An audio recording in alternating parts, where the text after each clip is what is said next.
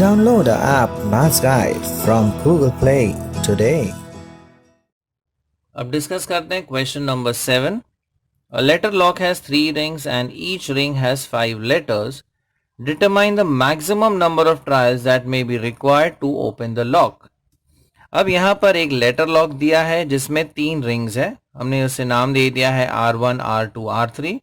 Now each of the rings has 5 letters, right? So first ring में भी 5 letters है, second ring में भी 5 letters है और third ring में भी 5 letters है.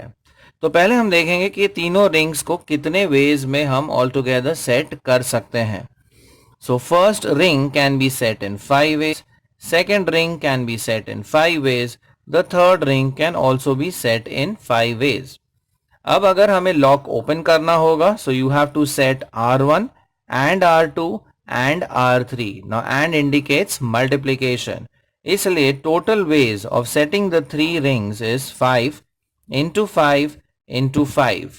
So that comes to 125 ways. तो maximum trials जो है वो है 125.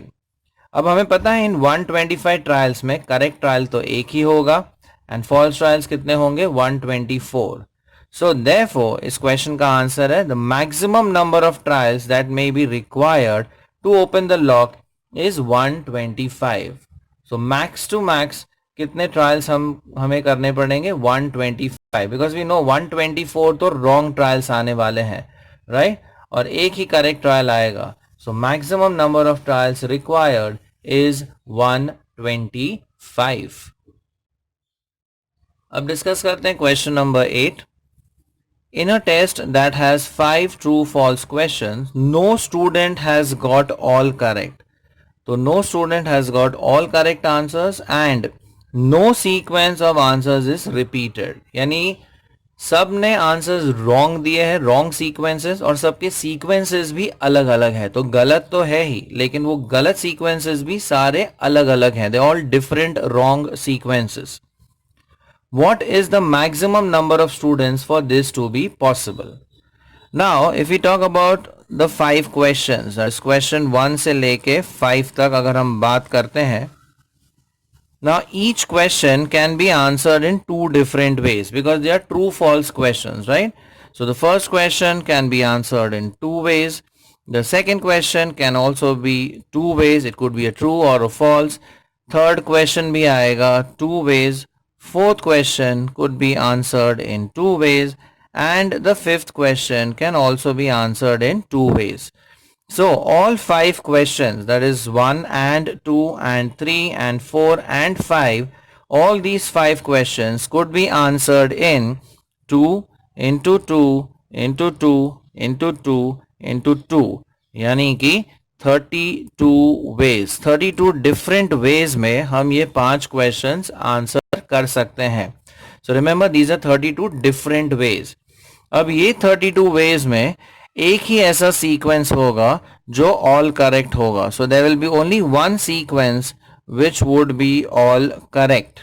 So बाकी के जो 31 sequences है all would be different and they would be incorrect. So all incorrect sequences. So all the sequences, the remaining 31 sequences would be incorrect. अब क्वेश्चन में दिया गया है कि सारे स्टूडेंट्स ने यानी no student has answered all correct, मतलब सारे स्टूडेंट्स ने गलत आंसर दिया है यानी उनके आंसर्स इनकरेक्ट है and no sequence of answers is repeated. तो all the students have answered wrongly but in different ways and we know that there are 31 wrong possibilities and different possibilities, right? So 31 sequences है जो incorrect है और जो different भी है. So therefore हम कह सकते हैं the maximum number of students for this to happen would be 31 because किसी भी student ने all correct answer यानी correct sequence नहीं दिया हुआ है, सब ने गलत sequence दिए है और सारे sequences अलग अलग हैं, right? And we know that there are 31 sequences जो गलत भी है और अलग अलग भी है.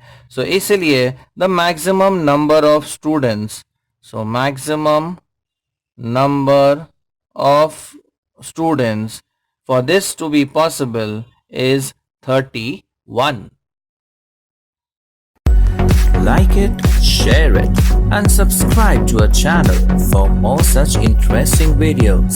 Thank you.